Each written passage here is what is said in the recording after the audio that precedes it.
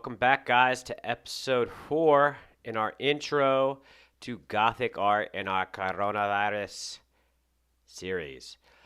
So, we left off in our last chapter looking at Romanesque art.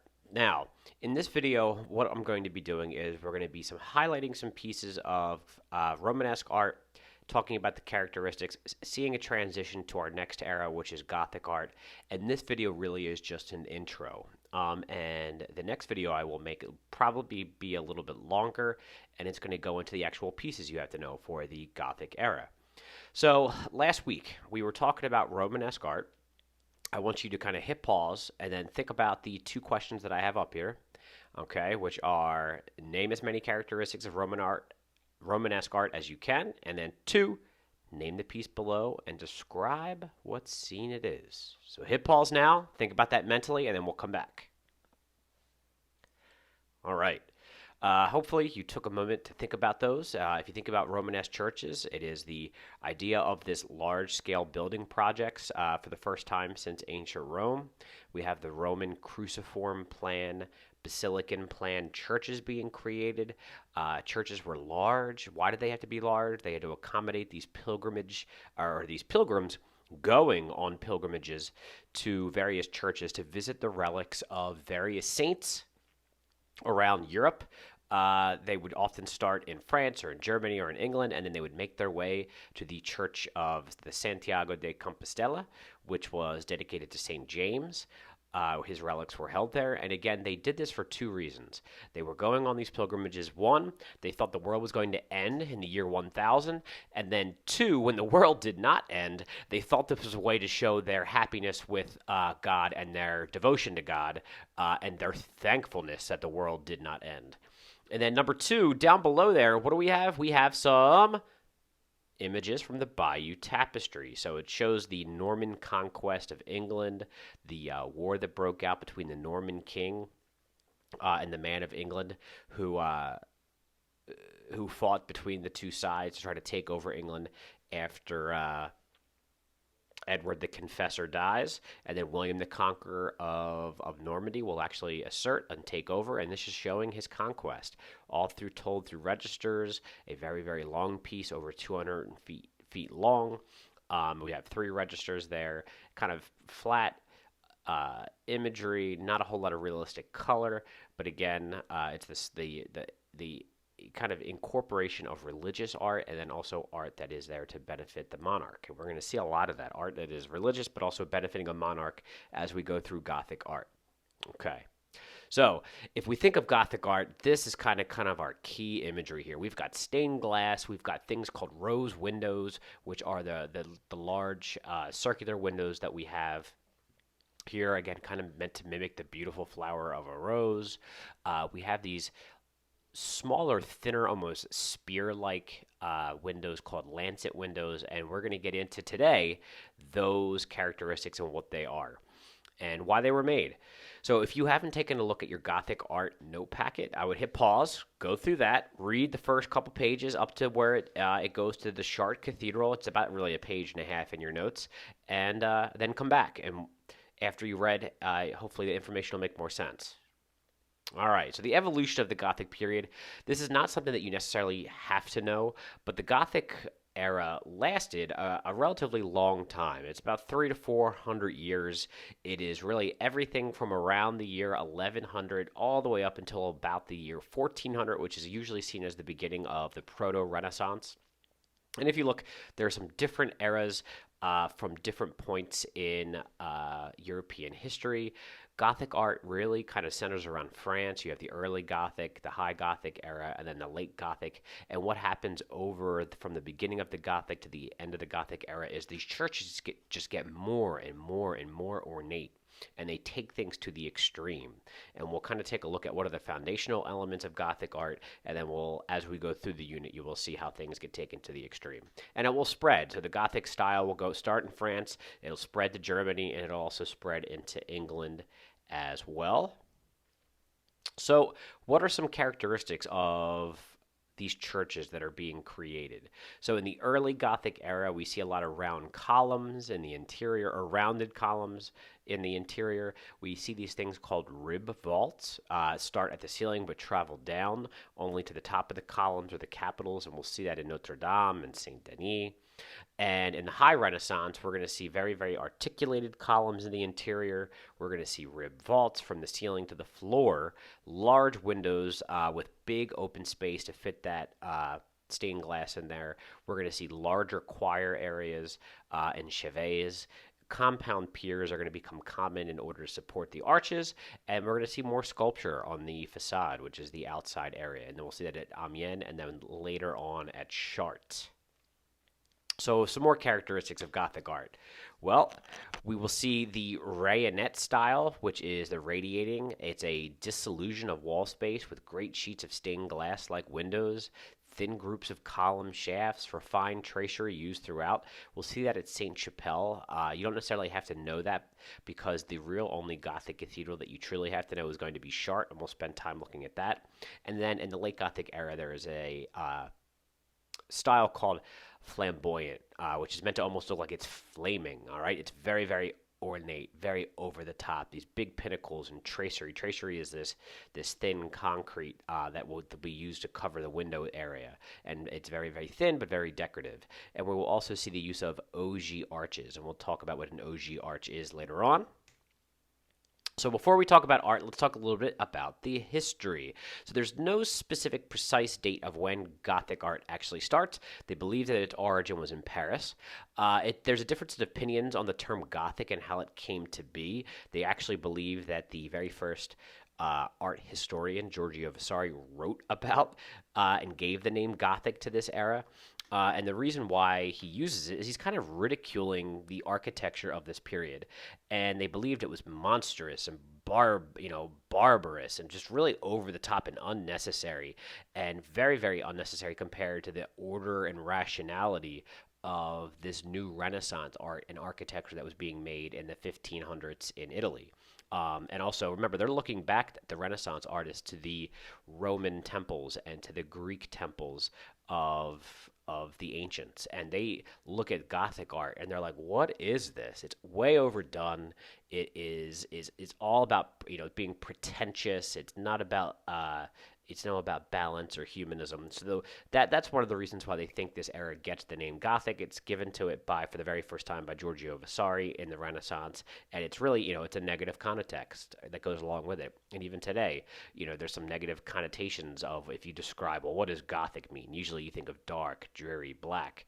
But if we look at these churches, they were not dark, they were not dreary, they were not black. They were very kind of vibrant and over the top. So let's continue. It was built. The Gothic era does build on advances made in the Romanesque era. We're going to see rib vaults that are going to go from just being regular kind of barrel vaults to these very, very high arching areas that provide height of a cathedral. We're going to see the use of a pointed arch to create height in a cathedral, the use of bays in construction, and we'll take a look at what those are. And again, Gothic architects were reaching for these new vertical heights with the use of flying buttresses. So what they wanted to do is when Gothic cathedrals were created, they wanted them to have this height inside, and they wanted to almost them feel as if when you were inside that they were soaring up to heaven. So that's one of the reasons why we have this immense height compared to the Romanesque cathedrals of the previous unit. And also they are using stone and concrete again. All right, so concrete is being used again, which would allows them to get these elaborate shapes and heights. So you will also see Gothic sculpture outside of the portals or entranceways. They are these kind of large 3D creations that are emerging from the wall. They also kind of help to emphasize in some areas the verticality of the structure. And we're also going to see manuscripts. So they're going to still be creating manuscripts, usually again with religious imagery. So the history behind Gothic art: the rib vault was invented at the end of the Romanesque period. It's the earliest example was in the Durham Cathedral in England. Bays were also a Romanesque invention. The rose window began as an oculus on buildings like St. Sernin. So if we think back to the Parthenon, all right, we saw the oculus, but a rose window is eventually going to evolve into a large circular window that will really be seen at the entranceways of cathedrals and also in the transepts. And we will also see the pointed arch, which will allow buildings to get higher. And we will see that, and we first saw that in Islamic Spain. So we are going to begin our journey in an area of France. And actually, if we continue here, we see kind of the dominant empires of Europe. We see England, Kingdom of France, Holy Roman Empire. Italy is broken up into various kingdoms. We see the Kingdom of Spain, which again is continuing to get larger and larger until the Muslim dominions will be pushed out in 1492. But again, the most powerful empire in Europe at this point is in France. So we're going to start our journey there in the 1100s, and we got to talk about a really important person who is an architect slash religious leader. He is an abbot from the city of Denny in France, and an abbot is kind of just really like a version of a religious leader in the Catholic faith, and his goal was that he wanted to create churches that delight in the beauty in the house of God and away from external cares. So get away from that muck and yuck of the outside world and show literal heaven on earth, so that when people came through the doors of the cathedral, they left behind all of their problems and they were almost awed by the imagery of these churches. The stained glass, when the sun shined through, created what they called lux nova, which is a heavenly light. So literally creating, again, heaven on earth. And this was all the ideas of Abbot Suger. And he wrote about this in 1144, and we're going to see how he actually incorporates some of it into what we would call really one of the first Gothic churches. So here we have Saint Denis. So who was Abbot Suger? We just talked about him. His influence on Gothic art is very much going to be his height and light as a driving force for when creating Gothic architecture. So what do we see? We have three entranceways here, which are our three portals. We have those tympanums right above the door, which would have had the Last Judgment scene. We saw them in Romanesque cathedrals. We have a very small rose window. So we have this kind of blend right now of this kind of very heavy fortress-like look of a Romanesque cathedral, but once we go inside, we're going to see really kind of the Gothic innovations that he will create. So this is the area right around the altar. And this actually was destroyed around the year 1100 by a fire. So Abbot Suger had written up his treatise on Gothic art. And he said, listen, I want to try to incorporate some new elements to create that heaven on earth experience. So the ambulatory and the apse is where the fire took place. So that's all going to be rebuilt.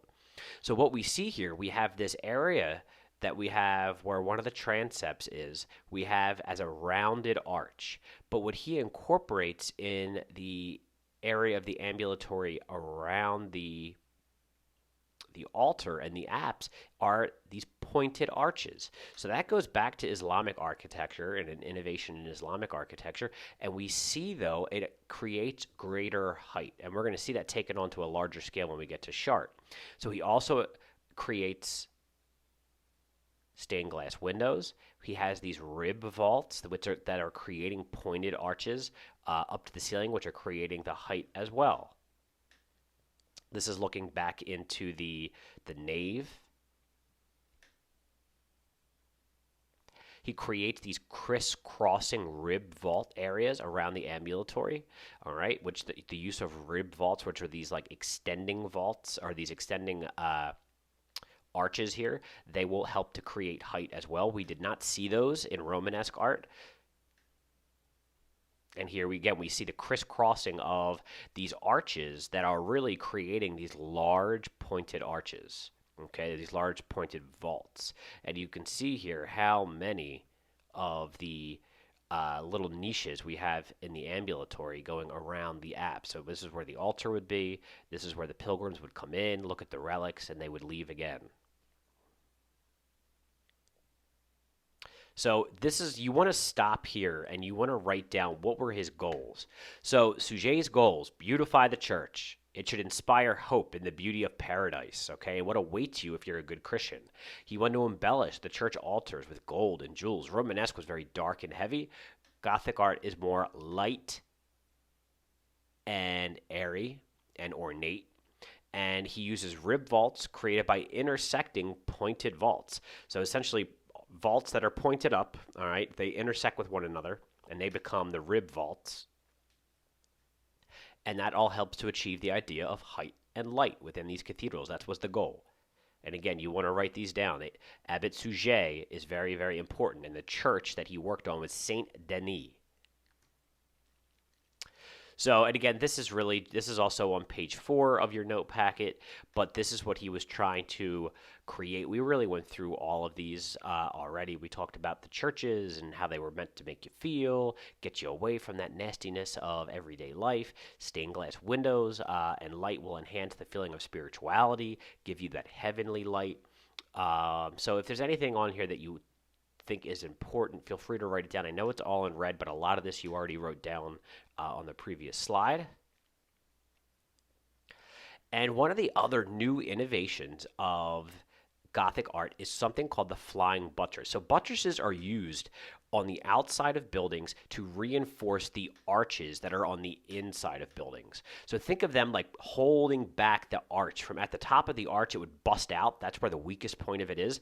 The buttresses kind of hold it in place. And what flying buttresses are going to do, think of it like standing upwards and putting your arms outward, okay, and supporting someone that is like leaning back. So you would maybe put your arm to support their head and another arm to support their mid or lower back. That's what the flying buttresses do to the arches on the inside of the cathedral that are all trying to create that height. So it allows the flying buttresses for the arches to get bigger and for the churches then to get higher. So make sure you know what a flying buttress is, how it works. I have on there kind of the directions for how it works. I'll show you some examples on the next slide. You can see here, this is the buttress right there. So on the lower portion of the wall, it just supports the exterior wall. But then you have these arms that come out and support the arch, okay, that is being created, that pointed arch being created on the inside. So those flying buttresses help to protect the arch so it doesn't pop out and then the building collapses.